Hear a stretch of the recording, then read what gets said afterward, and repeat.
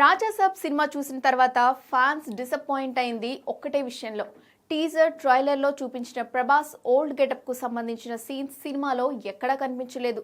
దీంతో అరే మారుతి ఎందుకు ఇలా చేశాడంటూ సోషల్ మీడియాలో కాస్త గట్టిగానే ఫైర్ అయ్యారు అభిమానులు. ఇక ఈ విషయం మారుతి వరకు చేరడంతో పెద్ద ఆయన్ను రెండో రోజు నుంచే థియేటర్లోకి దింపుతున్నామని చెప్పుకొచ్చాడు. రాజాసాబ్ సక్సెస్ మీట్లో Prabhas old look scenes second day evening shows నుంచి యాడ్ అవుతాయని క్లారిటీ ఇచ్చాడు. అలాగే ఈ సీన్స్ 7 నుంచి 8 నిమిషాల వరకు ఉంటాయని స్పష్టం చేశాడు.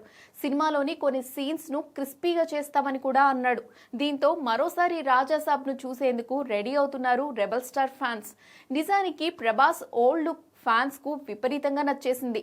నోట్లో చుట్టతో ప్రభాస్ యాటిట్యూడ్ చూసి థియేటర్లో ఫుల్ గా ఎంజాయ్ చేద్దామని అనుకున్నారు. కానీ మారుతి మాత్రం ట్విస్ట్ ఇచ్చాడు. ఇప్పుడు ఫైనల్ గా మేకర్స్ ఫ్యాన్స్ ఫీడ్బ్యాక్ తీసుకొని రియల్ రాజాసాబ్ ను థియేటర్స్ లో యాడ్ చేస్తున్నారు. ఇక ఈ సినిమాలో 3 హీరోయిన్లు నటించగా మాళవిక మోహనన్, రిద్ధి కుమార్, నిధి అగర్వాల్ తో రొమాన్స్ చేశాడు డార్లింగ్.